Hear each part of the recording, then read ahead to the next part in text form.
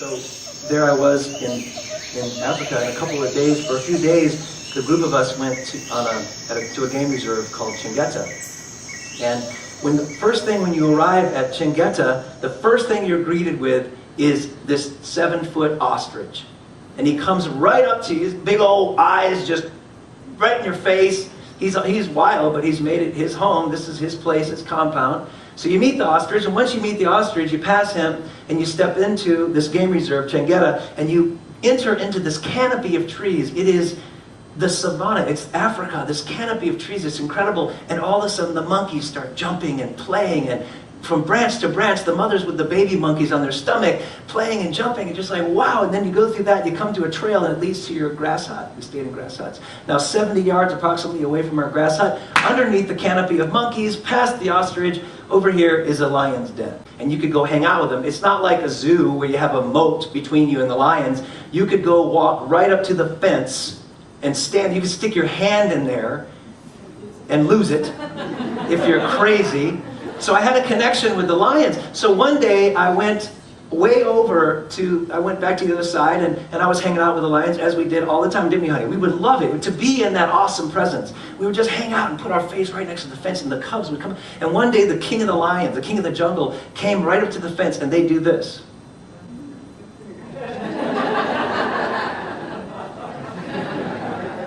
And he walked up to the fence, and I put my face up to the fence, and he was this close to the fence and over here, so we're about this far apart, and he just goes.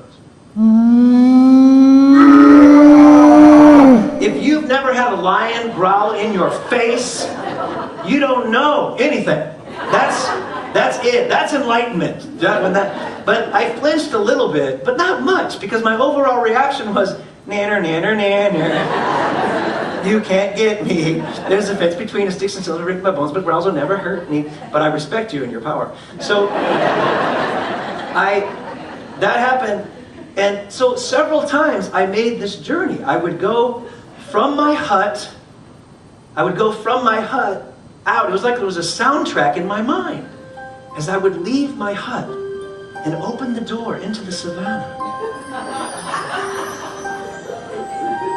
And the monkeys would start jumping from tree, and I would think, oh my God. And the women were carrying the little baby monkeys on their chests, and they would swing from branch to branch, and I would think, my God, I'm so blessed and cared for and taken care of. What a celebration of life. Bless you, monkeys. Bless you. And then I would come to the ostrich, and he might come to me right in my face as if to say, Namaste. I behold the Christ in you. And I would say to the ostrich, I behold the Christ in you too, my friend. Oh, thank you for blessing me. And I would continue down the path, about on the 60-yard line, approaching the lion's den. And I would come, and the baby cubs would come right up to the fence. And I would get right up there, and the lions would come, and the king of the jungle, and I would be with them and think, wow, this is incredible. I feel your power, your awesomeness. Thank you for blessing me with your energy. And that king of the jungle, he might just, roar! And I would say, nanner, nanner, nanner. And I would walk back past the ostrich, and we might do a little waltz, and then I would go underneath the canopy of monkeys and think, wow, I'm so blessed and loved and taken care of. But the last night we were there, the lions started to growl. And I mean the entire den. 15, 20 lions went crazy. We were about 70 yards away, and you could feel it in your body. It was so intense. It was the craziest sound I've ever heard in my life. It's just like, what? So Heather and I are laying there in our beds. 10 o'clock comes. 11 o'clock comes, we're wide awake. About 11:55, Heather's just, she's out. Because, I mean, she can do that. She's like, it's like a superpower. It's like she's a talented and gifted sleeper. She's a sleeping savant. She's like the Rain Man of sleep.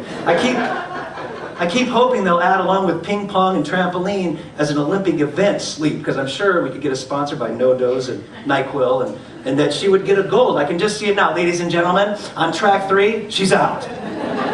But the Russians are coming up fast and deep into REM sleep. Stick around, it's going to be a real yawner. So there I am, and I'm lying wide awake. And Heather's going for the gold. And the lions are roaring. Now it's 2 o'clock in the morning. It's 3 o'clock in the morning. The lions are rah! So I think, I want to go see them. I'm never going to sleep. I want to go see what's up.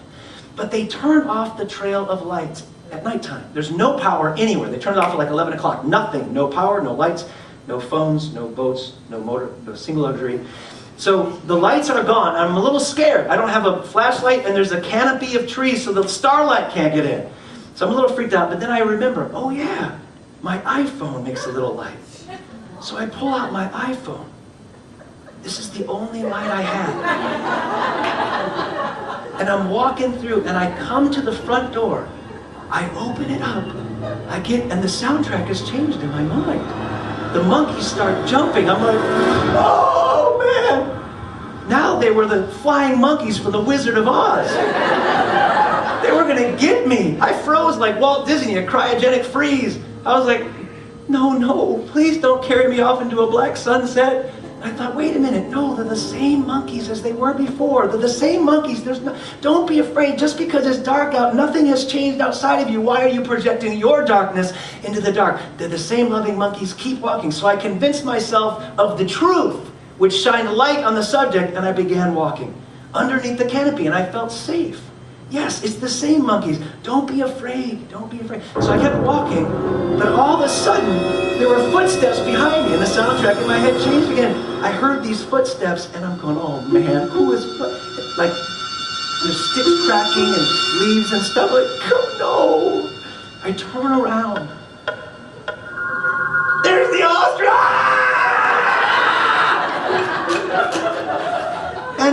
And the ostrich was more afraid of me than I was of it. It went... I could hear him bumping into things in the night. Just... It's not a Tyrannosaurus Rex. It's just an ostrich. Don't be scared. It's the same ostrich, the one you beheld the Christ in before. What are you projecting your darkness into this? Keep walking, keep walking. So I make my way up to the fence, and I take my iPhone, I stick it right against the fence. And I can't see anything. But all of a sudden, these yellow-green dots start floating. And I'm going, why are there yellow-green dots floating? No! Oh yeah, it's their eyes. Their eyes are a lamp into their body. So at 28 yellow-green dots are floating. This was just enough to reflect in their eyes. But I could not see their bodies at all. I'm like, it's not floating green eyes. It's just, and they were dead silent now. They knew I was coming. They stopped growling. So I stick the thing up, and all of a sudden I see the big lion's head's this big, so the dots are this far apart. And they're coming at me. He's coming right at me, and he gets about 10 feet away from the fence. And I'm saying, it's just a lion. It's not floating green eyes. It's just a lion. There's a fence between you. You're safe. You're safe. You're safe. It's okay. And these yellow-green eyes went, and I felt like a cartoon character when their hair stands straight up on end. I was like, and in that moment, the fence disappeared.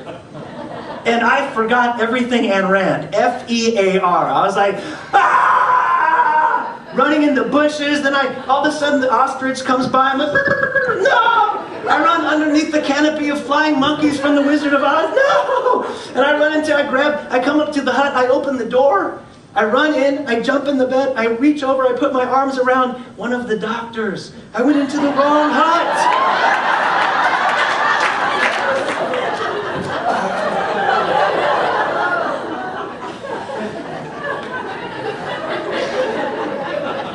He said, I know you came to assist, but this is going a little too far. Actually, I didn't. I grabbed the wrong handle, and I went, that's the wrong door, but that's what happens when we are guided by an artificial fluorescent light of the world. We get off the path, and we get into bed with the people we shouldn't be. So I got over... So I went over to the hut, I got in there, I climbed in the bed, Heather was just receiving the gold medal, and I said to myself, what on earth just happened? What happened? I knew the whole time that there was nothing different between leaving my hut and getting to the lion's den, and nothing, except that the artificial path had been turned off. I had let the artificial lights of the world reach in and turn off my light. And I was reflecting and projecting into that darkness, how great will be your darkness if your meditations... I was face to face with the quiet soundtracks of my subconscious mind. And I had to keep reminding myself, this isn't the truth. It's not the truth. And when I would allow the truth to enter my consciousness, I would see the truth in my mind. Same monkeys, not the flying monkeys. And be able to keep moving. Are we relying, this is a metaphor, of course, for life. Are we relying on the artificial, fluorescent, flickering lights, the circumstances of the world outside of us, to be our light? Because if we are, the light will go off inside of us on a regular basis, depending on the circumstances. Or are we living by the one light that can't be turned off, whose bill is always paid, whose bulbs never need to be changed, whose filament will burn for an eternity? If we are living by the artificial lights of the world, we will spend our life at different times being chased by the flying monkeys, Tyrannosaurus rexes created by Steven Spielberg, and floating green and yellow eyes.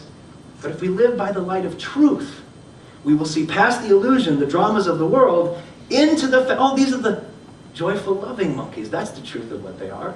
This is an ostrich full of light and playfulness, and these floating eyes, there's a fence between me, and I can feel the power of these lions. That's the difference that it makes when we live from the truth. It would be easy to say, it's all a metaphor, of course. It would be easy to say, for example, that the light has gone off or is dim on the economy. But have we allowed that light to reach inside and affect our spirit? The physical realm cannot affect the spirit unless we allow it to, unless we let it come in.